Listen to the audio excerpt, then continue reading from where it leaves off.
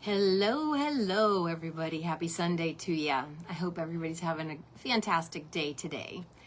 I hope that some of you guys are going to pop on here soon and join me for a little deep dive into how to rewire our brain for maximizing our healing. So I'm going to get into a lot of the underlying groundwork that happens when we are having thoughts. We are experiencing life as we normally do. And we have to unlearn some of the things that have been sort of habitual for us for a long time. And we have to begin to reframe them and elevate some of those things. So before I start delving in too much, though, I want to just ask you guys if you want to post in the comments if you have started doing any of the new medical medium or mindfulness practices that I talk about a lot in this group. Let me know what you're up to, what you're trying to bring into your daily routine, and let me know how it's working or if you're having struggles. I would love to hear about that. Even if you're just watching the replay, I'm going to monitor this post for the comments so you guys can let me know how it's going for you. Okay, so let's sort of start digging in a little bit here. Our brains are designed with a negative bias, and we have this part of our brain which is a primordial brain, which is basically wired to find the danger at any given moment. So we have this situation going on in our minds automatically, unless we become aware of that sometimes we start looking for the negative things in our lives. Also, we have a lot of negative self-talk going on all the time. I call this the drone invasion, because basically these thoughts buzz in and are looking for something to shoot a hole in. Even if you're having like a good moment for a moment, you have you ever noticed that then this thought creeps in, it's not going to last, or it comes up with all of these reasons why you should not enjoy that moment because X, Y, or Z, anyway, that's just how we are designed. And it's I guess beautiful if you're in the caveman days and you are having a situation where you're facing a mortal enemy or a danger like a saber-toothed tiger or something like that. Okay, fine. You do need to be looking for the danger of that. I get it. Was useful for sure. It was a good design at the time, but it's sort of a design for quote unquote survival mode. It's not a design for thriving mode. And what we need to do is learn to thrive again, learn to live fully and express ourselves and feel all of the good stuff that probably we've been robbing ourselves for a long time. Because I know there's a whole thing that happens when you experience trauma. So sometimes in the brain, we get a little brain damage due to the high heat of the electricity during the trauma. There can be some neurons and neurotransmitters that get burned up and some neural pathways that are closed off, and we can actually get diverted into a fear loop then that is a sort of like a default neural pathway that we just automatically get defaulted into. And so we just have to kind of become aware of that, because that's not going to help us in the long game of healing ourselves. That's what we're going to look at everything through the lens of how is this helping me heal or not helping me heal. We have to reframe almost every activity, every thing that goes in our minds, everything that comes out of our mouths. We have to just become super aware of all of these things at all times.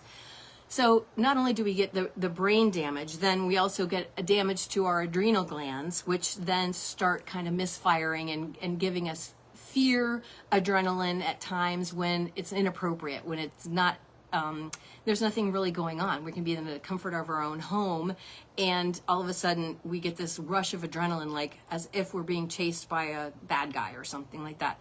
And so we have a couple of faulty systems. We have the brain that has some damage. We have the adrenal glands that are also damaged. And of course, as we know, our vagus nerve is damaged due to the pathogens, the metals in our body, and also the trauma and the chronic stress that we have experienced. So it's kind of this toxic combination of things that happen. So our brains are designed to constantly be looking for the negative, looking for the danger. So we just have to know that about it, and so we don't necessarily let it run the show. So there is different parts of the brain. In particular, there's one part called the reticular activating system, and that is the part that's the filter of the brain, and it's constantly filtering information that's coming into you, because honestly, when we are experiencing life, there's so much stimulus coming in at any given moment. Our brain has to know which part of it to show us or to let us see, because otherwise it would be too overwhelming. We'd be paralyzed by the overwhelm of information coming in at all times. So anyway, so the reticular activating system, or the RAS as I like to call it, is the filter. And it's also giving you information based on a set of instructions that you basically gave it. And when did you give it instructions? I don't remember doing that, right? You could say that. It's innate in some of the thought processes and some of the things that we have ingrained within ourselves. So we have a set of identities. If you are a mom or a wife, or you work at a certain job, or you're a friend, or you're a sister, or you're a whatever, we all take on all these different identities in our lives. So, and it's not just about external circumstances. We also give ourselves identities based on our personality traits, our personas, also our habits or things that have happened in the past. Sometimes we'll adopt a new identity. Let's say I was late every day of my freshman year of college. Let's just say that. All of a sudden I had this new identity of I'm a tardy person. That's how I foresee myself, and then I just kind of like, okay, I'm late again, because that's how I roll. I'm a tardy person. So instead of recognizing that identity, it's not really serving me.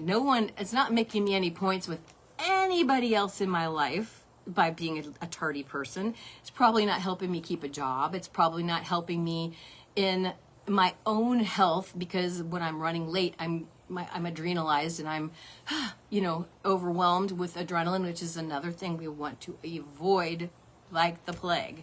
We want to start learning to calm our adrenals down so that we can be in that healing state, that autonomic nervous system where we're in the parasympathetic and we're calm and we're kind of cruising through our day in a calm flow kind of way, instead of barreling through it and constantly pushing, and also causing ourselves undue stress, because like a lot of the stress that we experience is self-inflicted.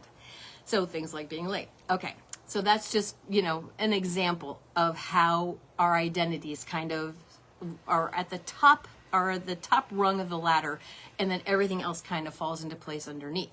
So when we're having those identities, then our thoughts align themselves with those identities. So if I'm thinking I'm a tardy person, like some of my beliefs about myself could be like, I'm kind of a mess. I'm not like a, person who is very diligent and organized. I could take on all sorts of beliefs about myself about that.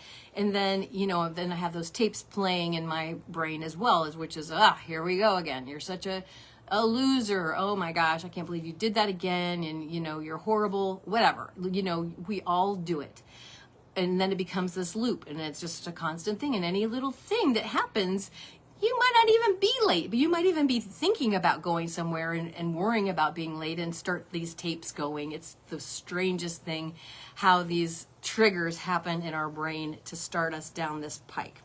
So first and foremost, the key is to become aware of it, because when we're aware of it, then we are at least one step closer to changing it. Because until we become aware of these thoughts and these things that are happening, there's no way to change it. We're just unconsciously going through repeating the same patterns over and over again. And the thinking that got us into this illness situation is not the thinking that's going to get us out of that. So that's a good basic thing to keep reminding yourself. When you're trying to make the changes and you're like, it's too hard. I'm feeling like I just want to go back to being my old way of being.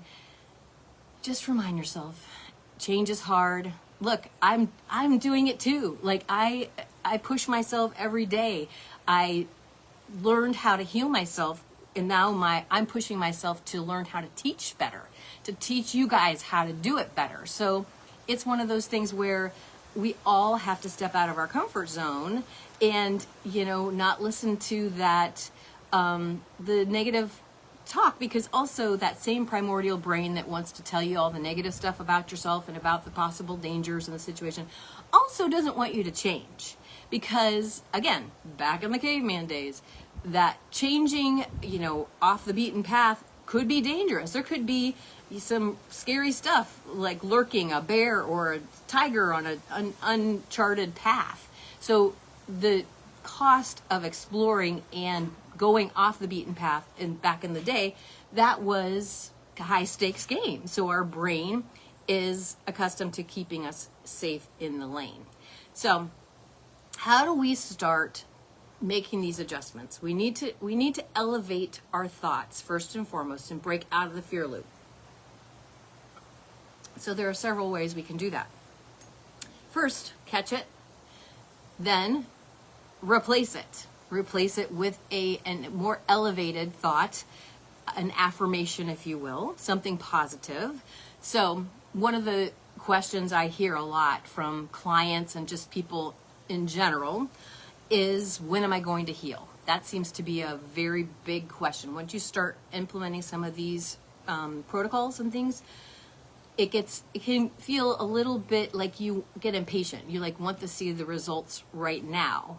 And so that becomes then a fear loop, because the body takes a minute to heal. It's not going to be an overnight process. I mean, don't get me wrong. I hold out the possibility of a miracle for any person out there. And I do believe that is possible, that it could happen overnight. But I would say, let's just plan for the long haul, just in case it doesn't happen overnight. And we need to build our mental game in order to be able to do that. So we have to just start plotting ever so slightly, little by little, to make sure that we are elevating our thoughts. We want to replace the old thoughts. So when am I going to heal, implied fear and it's not going to work for me and all of that stuff, that's implied in that question, right? So we replace that with, my body knows divinely what the right timing for healing is for me. Another positive affirmation would be, God and the universe have my back. My body is perfectly capable of healing itself. All you have to do is look at a cut on your finger and watch it for about 3 days, and to have that proof in your purview to see that the body wants to heal itself. Your body loves you. Your body is fighting for you every day. So we just have to give it a little leg up by giving it some of the tools that it needs in order to maximize the healing. When we're in that negative thought loop, our adrenals that I talked about earlier being taxed start misfiring. They start releasing adrenaline at the most inopportune times. And then they also can't give us adrenaline when we actually need it at other times. Things like staying asleep, falling asleep, keeping the hair in our head. There's a special adrenaline blend for dreaming, and they also, the adrenals are in charge of making all the enzymes and hormones in our body as well. So that's another super important thing to know. As we are rewiring our brain, we are also helping out our adrenals, which if you have any sort of hormone imbalances, that's adrenal problem. If you have that lull in the afternoon where you're just like, oh, I need a nap, adrenals. All of that stuff is adrenals. So I'm going to say to you, We need to guard those adrenals as if they were the gold in Fort Knox. We need to start putting some defense mechanisms around them so that we protect them from our own mental game, and we protect them from other people or other circumstances being allowed to come into our happy place and start disrupting our lives. Because, we're all guilty of it. It happens. I am not telling you anything that I don't deal with on myself on a daily basis. So I think I'm a credible witness, because I have certainly dealt with all of these things myself, and I continue to fight the battle. Heck, I'm 57 years old. So how many years do I have practicing the old way of being? I have quite a few years under my belt. So guess what? I need to still work on unlearning it every single day. And it's a choice every morning before my feet hit the floor. How do I want to show up in the world today? How do I want to be? And then I picture it. I envision myself sailing through my day, just gliding.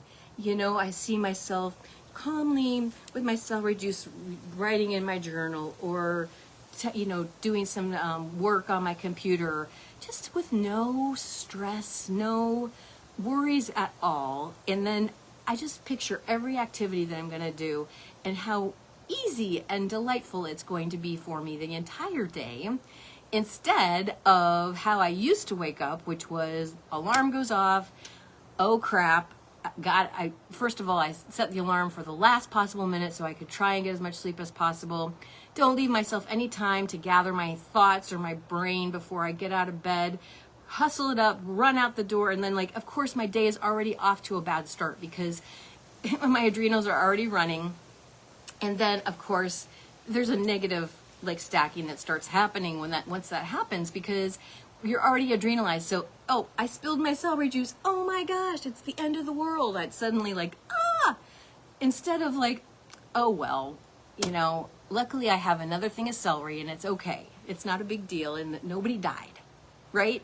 So I don't know about you guys, but I just got to this point where everything was urgent, and everything was life or death, or, God forbid I was disappointing someone or making them mad. Oh my gosh, I was paralyzed with fear about doing that.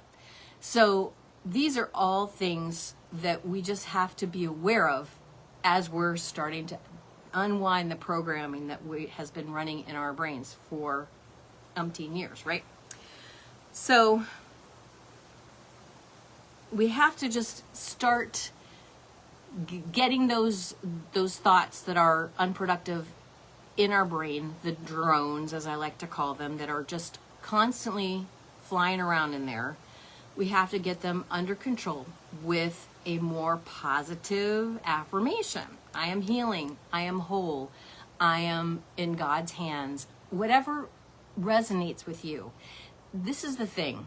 I can't tell you to use toxic positivity of some BS that you cannot believe. I'm not going to tell you that you need to be saying, I'm the most powerful being in the world, if that's not something that you can get on board with, because your brain is going to call BS on that, and it's going to say, okay, look, that's malarkey, and I'm not even going to attempt that because that's ridiculous.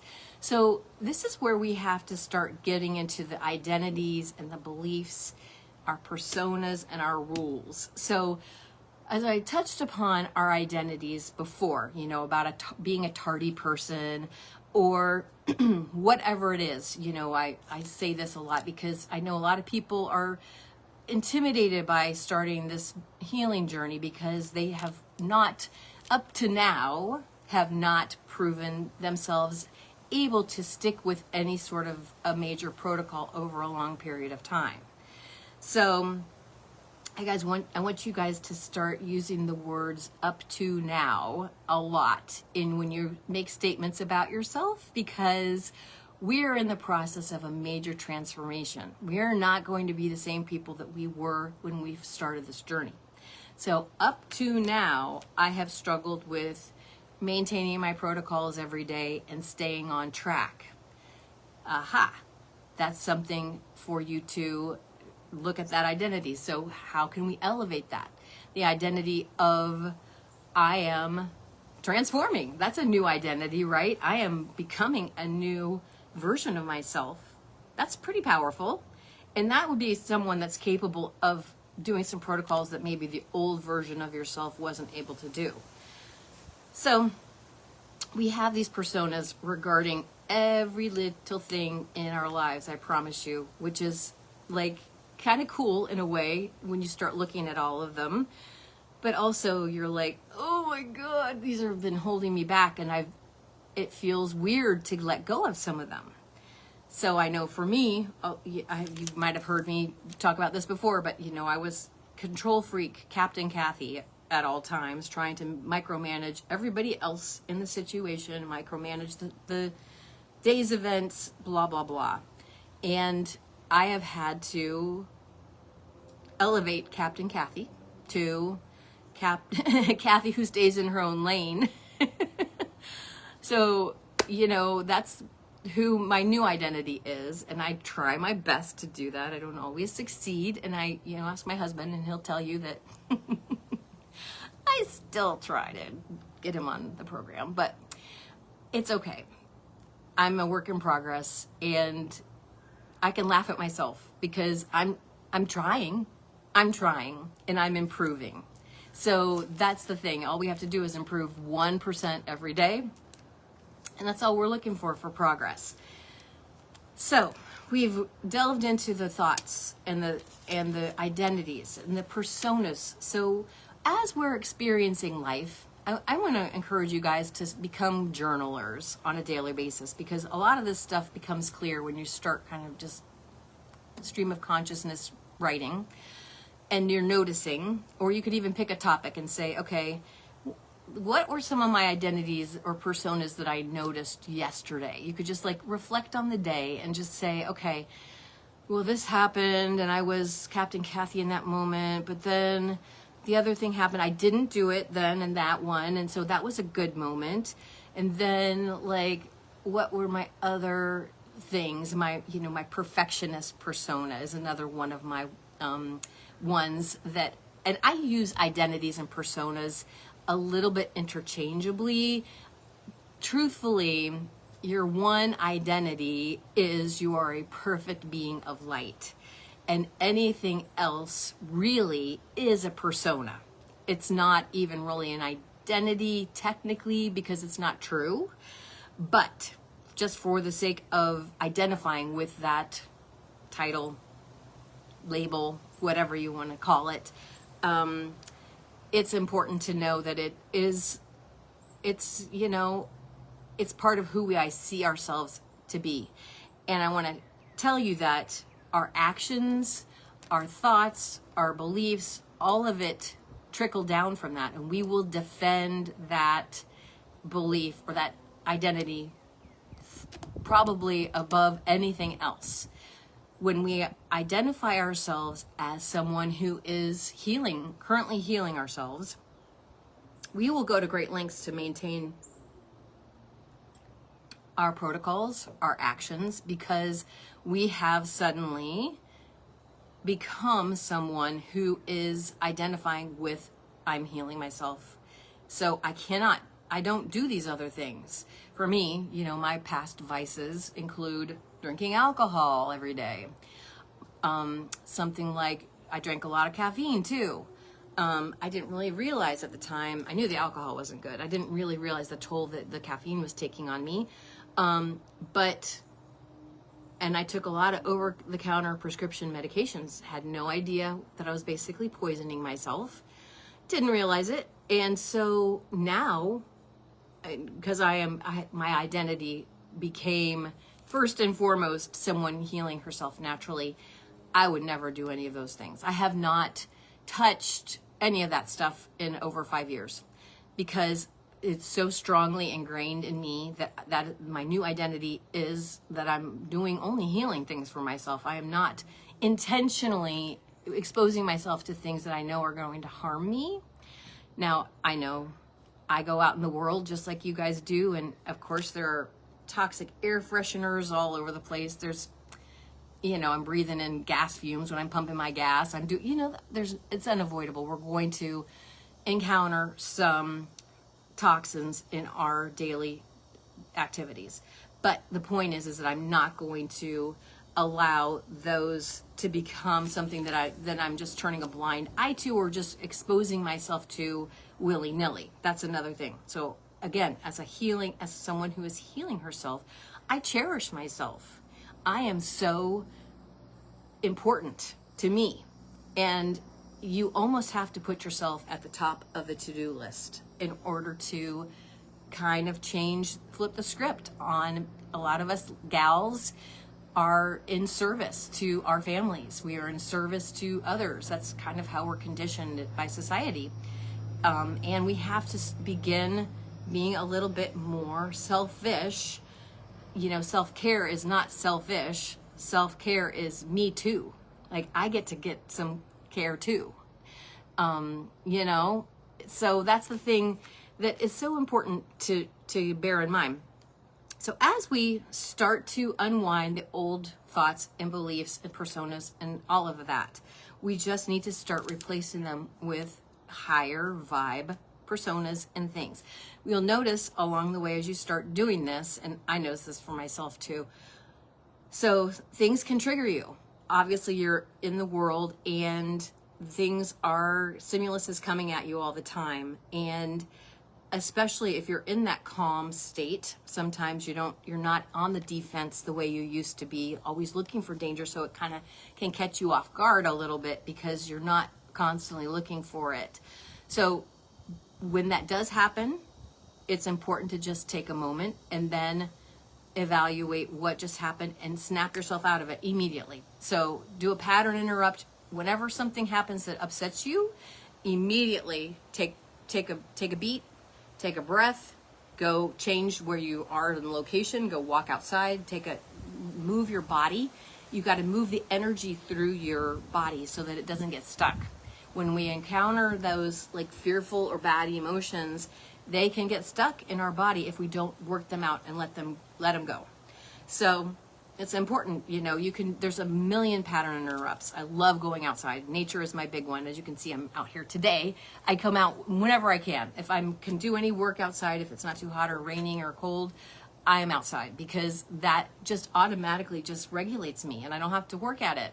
But you can put your bare feet on the earth. You can just, watch some birds or listen, watch a bee. It's so fascinating to watch them do their work.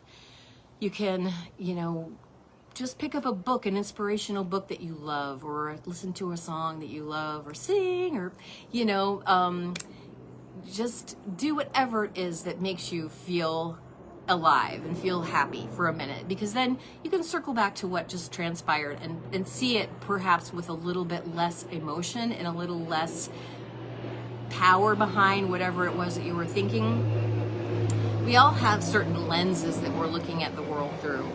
We have the rose-colored glasses that they talk about. It's kind of true. So our emotions color how we see the world. If pretend like when you were first in love, like when you first met your one true love and you just went through your day and you got a flat tire, but it didn't matter because you were gonna go see your beloved later, and you see the world through a different kind of lens. So we all have these lenses on all day long. We change them out. I think of them like sunglasses. I'm putting a different pair on depending on what's going on with me. And there's a lot of different factors that can affect the lenses that you're looking through. First and foremost, your blood sugar is one like physical thing. Also your physical comfort. If you're obviously, sorry, there's an airplane flying over. That was loud, sorry.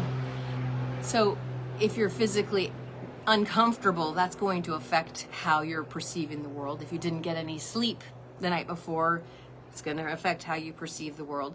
Then in addition, whatever happened and whatever those drones are buzzing in through your head, those thoughts that are just insidious, telling you terrible things about yourself, telling you not even good things about the other people either, because you're probably judging them. That's just what we do.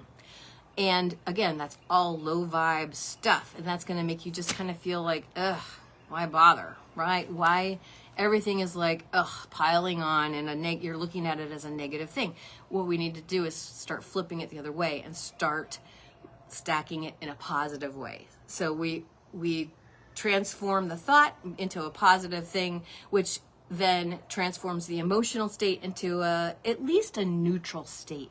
If you can't get to a happy, upbeat state, that's okay, because sometimes if you're used to being in sort of a low vibe state of just getting through the day, surviving, then going from that to elation is too big of a jump, and your brain's going to call BS on that and say, this is ridiculous, I'm not doing this. But you could probably get to neutral. You could probably get to where it's just like, it's not good, it's not bad, it's just, it is what it is, right? That saying, it is what it is. It's true, it is what it is. And if we can just take the emotion out of whatever meaning we're making that thing have, then it's a little bit easier to just let things go by you, and you don't have to make a thing out of it. It doesn't have to mean anything about you. It doesn't have to mean anything about anything. And we make it mean a lot more than it needs to mean all the time. So I guess the bottom line is we're just trying to keep our adrenals calm. We're trying to calm down our mind. Meditation is a great way to do that. Doing just some simple breaths. One of the things I love to do is just a really super easy tapping routine. You can do this butterfly tapping, which this is just a moment to calm your vagus nerve down. It's so easy. You just sit and just tap, and it just calms you down. And you can just do this even when you're not upset. You can just, okay, I'm just gonna give myself a little calming, because I want to just make sure that I haven't spiked up on my adrenaline. Maybe I did, I wasn't aware of it. And that happens sometimes. So we have our new thoughts that we're replacing the old thoughts with. We have ways to calm ourselves back down. We have that pattern interrupt. We stepped outside, we changed our energy, we did a couple jumping jacks, we shaked our booty, whatever we are doing. So now we can look at the trigger that happened, and actually analyze it and say, okay, let's get down to the brass tacks of this thing. What did I make it mean? Number one, am I making it mean, say your husband said something to you that was very thoughtless. You thought it was very thoughtless, and you're like, oh, he's always so thoughtless, and oh, he doesn't care, or whatever, these type of thoughts. So if you can just look at that and say, well, he probably had a really crappy day at work today. I'm guessing he had a crappy day at work, and his brain is not firing on all cylinders. So maybe you can take off the lenses of, he always does this, and put on, I like to call them my God goggles. Put on God's eyes, God goggles, and look down on the situation and say, okay, really, what is happening here? So you can very clearly see it's just two people interacting. One of them is not emotionally regulated at the moment, so the other person doesn't need to make their dysregulation any sort of thing in the world of that other person. We sometimes do that. Other people who are not easily regulating their emotions, and between you and me, my husband's like that. He does not regulate his emotions very well. And so I struggle with it sometimes, because I let it mean something about me. And of course, my people-pleasing thing is like, all up in arms, because I want to make sure that I'm not making him mad or whatever, but he's also not able to be consoled at that moment, because he's in a crappy mood or he's dysregulated himself. So I've had to learn to just be like, okay, you can be over there with that, and I'm going to be over here with my stuff, and I'll be over here doing this until the moment passes. These are all just little ways. We didn't get sick by one one fell swoop of the sword. We got sick by death by 1,000 cuts. We got many little chinks in our armor over time that then added up to the big manifestation of losing our speaking voice. But we can begin to unwind that by giving ourselves redemption by 1,000 good things that we do for ourselves. So just as there was a death by 1,000 cuts with the toxins and the stresses and the things that we did let get to us, now we can take back the control and start little by little, start climbing out of the pit and baby step it out of there, just 1% per day. So I don't know. Do you guys have any questions? I feel like I'm not sure. It's hard for me to know if you guys are picking up when I'm laying down sometimes on these types of things when we're not actually having a conversation.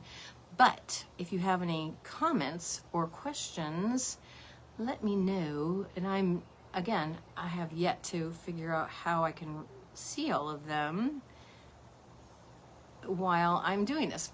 But I just wanted to let you guys know that these are the protocols that are going to help you with the mental game of healing. The mental game of healing, to me, is the first step of all of it, because once we have that mental game kind of elevated in a way that is maximized for healing, then the other steps are so much easier, because we don't have that resistance from within us constantly just bringing us down, and like the droning in our minds saying, oh my gosh, this is never going to work. Why are you doing this? Why are you bothering to do these protocols? This is so much work. Why are you doing it? So we need to just quiet those voices and replace them with the renewed faith that you are able to heal yourself. And again, as we're delving into our identities, are you someone who does believe that? Are you a person of faith that really believes that God has your back? And if not, then let's work on that. Let's work on that identity, because I want you to start looking for proof in your life where everything is always worked out.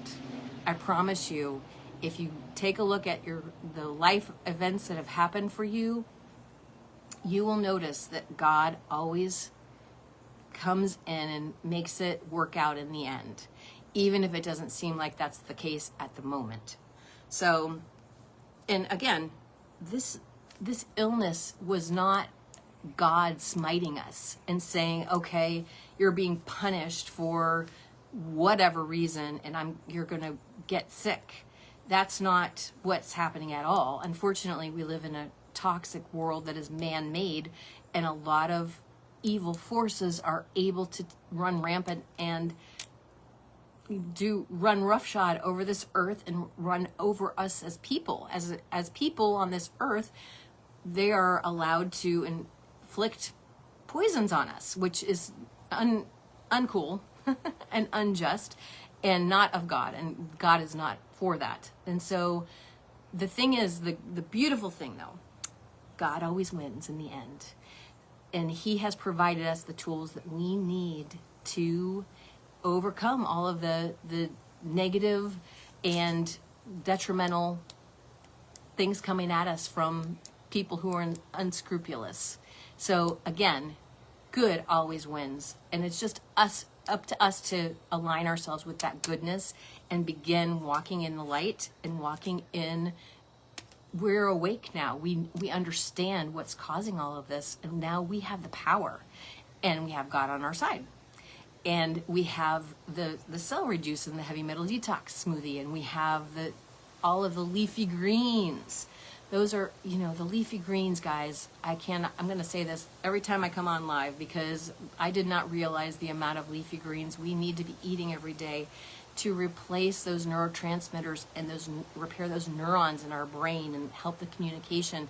We want to make sure that when the brain and the voice are ready to communicate, that the adrenals can produce enough of those neurotransmitters so that they can do so properly. So we got to be eating plenty of those greens as well. So anyway, I hope you guys, I don't know if you guys have all joined me for my masterclass. about overcoming spasmodic dysphonia, but I'm going to be running that again on the 25th of May, which is a Saturday at 10 a.m. Eastern Standard Time. So if you have not already joined me for that, please do so. I'm going to put the sign up to do that in the link below this live post.